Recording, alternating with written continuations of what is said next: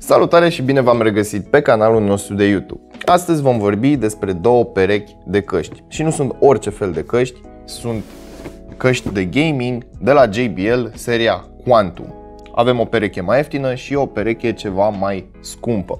Le vom testa și ne vom da cu părerea despre calitatea lor, atât pe partea audio, dar și pe partea de microfon. Pentru că atunci când vorbim de căști de gaming, nu trebuie doar să-mi reproducă sunetul foarte bine, trebuie să-mi și transmită vocea la fel de bine.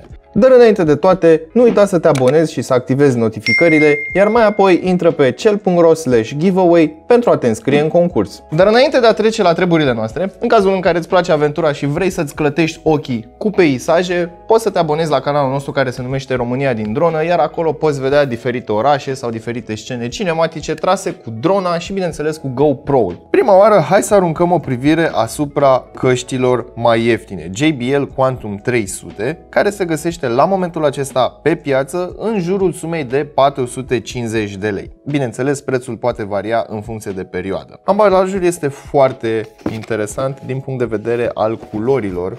Este așa, eye candy. Bun, am scos căștile din cutie. Hai să vedem ce avem aici. Ok, hârtiuțe și papetărie. Accesoriu, cablu jack la mufă tip A USB. Căștile sunt în această cutie și mai avem aici silica gel. Căștile arată ceva de genul acesta. Voi începe cu cablul. De ce? Pentru că vreau să vă arăt faptul că nu este detașabil. Este un cablu standard, este textil și destul de calitativ. Hai să vorbim și de căști în sine. Materialul ales este plastic în majoritatea construcției, în afară de padding-uri care sunt făcute din memory foam, iar aici avem ceva piele sintetică. Este foarte confortabil, este foarte ușor la atingere și îmi place. Bandul este făcut din plastic în totalitate. După cum puteți observa, aceste elemente, inclusiv balamaua, inclusiv elementele unde se îmbină celelalte componente, sunt făcute din plastic. Iar aici mai avem o altă bucată de padding, iar așa la prima atingere pare destul de confortabilă. Însă, per total, la prima vedere îmi plac foarte mult aceste căști. Îmi place faptul că au alternat de la finisaj lucios la finisaj mat. Pe casca din stânga mai avem un control pentru volum, plus, minus și cam atât. Bun, hai să mergem mai departe către cealaltă pereche de căști, și anume Quantum 800, care este ceva mai scumpicică, undeva în jurul sumei de 1200 de lei la momentul review-ului. În primul rând, hai să ne uităm la ambalaj. De data aceasta este ceva mai premium. Avem conectivitate prin Bluetooth, avem certificare DTS pentru căști, certificare Discord, High Resolution Audio, iar pe partea de conectivitate mai avem și un dongle de 2,4 GHz, iar aici avem imprimat Low Latency Wireless. Folosind tehnologia aceasta avem latență ceva mai mică decât pe Bluetooth. Active Noise Cancelling. Hai să deschidem cutia, care se deschide ceva de genul acesta. JBL Quantum Surround. Ok, aceasta este o tehnologie, sau mai bine spus o soluție pentru sunet 3D de la JBL, iar JBL Quantum Engine este software-ul pentru aceste căști, pe care vi-l voi prezenta imediat după ce facem unboxing acestei perechi. Hai să scoatem căștile de aici, văd că sunt prinse în partea aceasta. Bun, hai să lăsăm puțin deoparte să vedem ce mai avem pe aici prin cutie. Ok, avem un plic, dongle, cablu și cablu numărul 2. Hai să aruncăm prima oară o privire asupra acestui dongle. Avem un buton pentru connect și cam atât. Este destul de lunguieț și are același nivel de detaliu pe care îl găsim și la perechea de căști ceva mai ieftin. Avem sigla de la JBL, portocaliu înăuntru mufei, destul de ușor. Acum, hai să ne uităm și la cablul jack. Avem două mufe, una neagră, una portocalie. Aici avem controlul cu un switch pentru microfon și un potențiometru pentru volum. Aș vrea puțin să vorbesc despre designul acestor accesorii. După cum puteți observa, dongle-ul, acest remote, inclusiv mufa jack, urmează aceleași linii de design. și îmi place foarte mult acest aspect, că sunt integrate din punctul acesta de vedere. Iar acesta este cablul USB tip C, USB tip A. Hai să vorbim prima oară despre cupe. Ca și la modelul anterior, aici avem tot spumă cu memorie, ceva mai calitativă, este mai moale. Exteriorul, sau mai bine spus învelișul acestor cupe, este tot din material sintetic ce imită pielea, foarte moale, foarte confortabil. În interiorul cupelor avem aceeași plasă cu left and right. În schimb, ca element de design, mai avem acel semn de exclamare care se poate observa prin această plasă. Din nou, plasticul este materialul ales, însă de data aceasta avem un plastic ceva mai solid, ceva mai calitativ.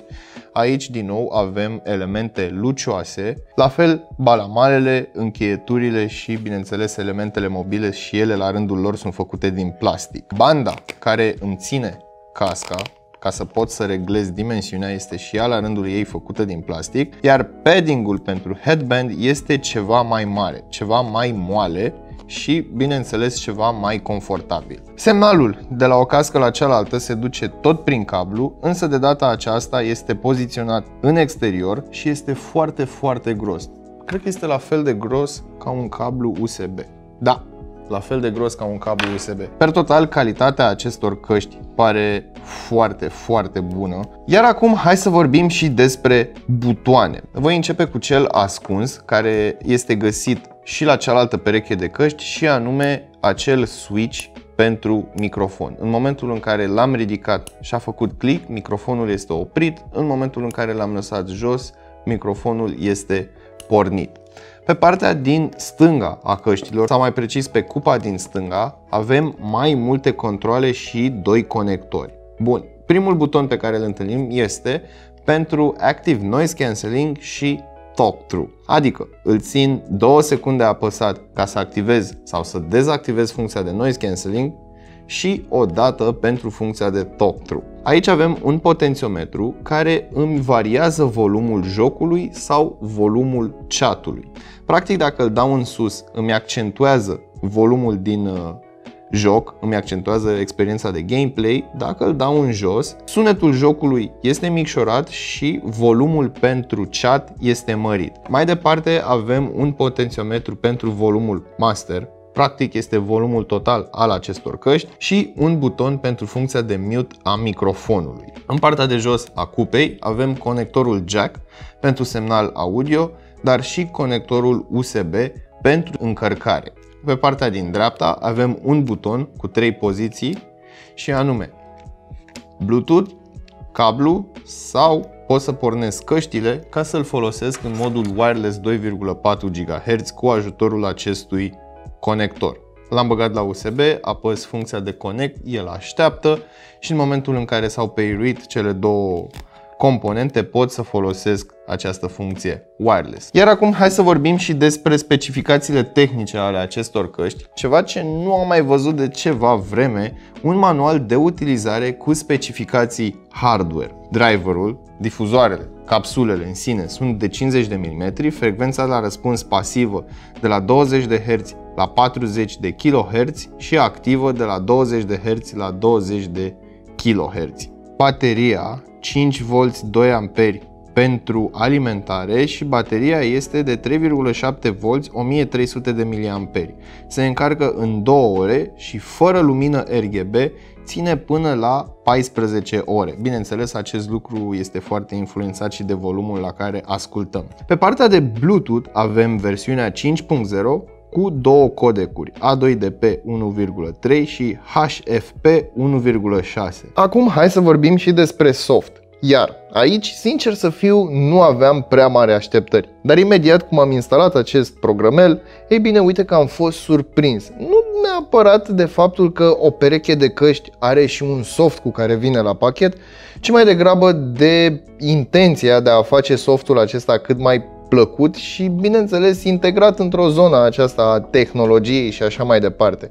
În fond și la urma urmei, tot softul are o balură futuristă, iar fontul acesta Sunt sigur că l-am mai văzut undeva într-un joc video sau într-o interfață similară cu cea de aici. Acesta este meniul principal. În partea din stânga, unde am cursorul, am taburile cu diferite opțiuni, iar în partea de sus câteva detalii despre căști, cum ar fi volumul, faptul că microfonul este mute, chat, iar aici este afișată acea informație despre balansul între chat și joc. Și în momentul acesta, dacă eu modific pe căști, puteți observa că se mișcă acea bară. Sunet spațial, detalii despre baterie și conectarea. Bun, aici mi-arată că sunt conectate căștile prin acel dongle de 2,4 GHz. În tabul cu egalizator avem câteva preseturi, dar putem să modificăm opțiunile și singurei, putem să ne facem singuri un profil. În tabul cu Lightning,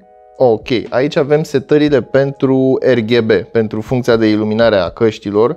Avem câteva preseturi și putem să modificăm și noi la rândul nostru aceste preseturi, putem să ne facem profile noi, putem să iluminăm separat logo-ul de inelul de jur împrejurul cupelor, ceea ce mi se pare destul de interesant. Este un nivel de personalizare destul de avansat. Sunet spațial. Aici avem câteva opțiuni și un mic detaliu care mi s-a părut foarte interesant, și anume JBL Quantum Surround. Avem o opțiune de Simple Mode sau Advanced Mode, unde putem selecta diametrul capului și înălțimea.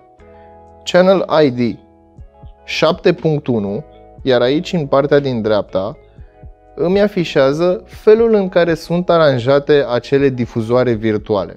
Hai să ieșim de aici și să apăsăm pe butonul Channel Setup. Aici mi s-a părut mie foarte interesant. Mi se deschide o pagină de YouTube cu un tutorial despre cum să pot să configurez aceste opțiuni, iar mai departe mi se deschide această fereastră din Windows. Speakers JBL Quantum. Click dreapta, Configure Speakers, 7.1, Next, Finish. Și uite așa am configurat aceste căști pentru funcționalitatea de sunet spațial. Mai departe avem setări pentru microfon, System Software, de unde putem actualiza softul, dar și softul căștilor și într-un final butonul de Help, care, ei bine, știm cu toții ce face. Cam atât despre software. Mie personal îmi place foarte mult, este un design interesant, adaugă și funcționalitate în plus căștilor, spre deosebire de o pereche de căști obișnuită pe care pur și simplu o conectezi la sistem.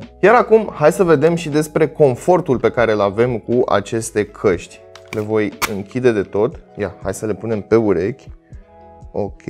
Sunt niște căști potrivite și pentru persoanele care au diametrul capului ceva mai mic, pentru că eu de obicei nu simt nevoia să-mi întind căștile, nu simt nevoia să mai trag de ele, dar de data aceasta, măcar un click în fiecare parte.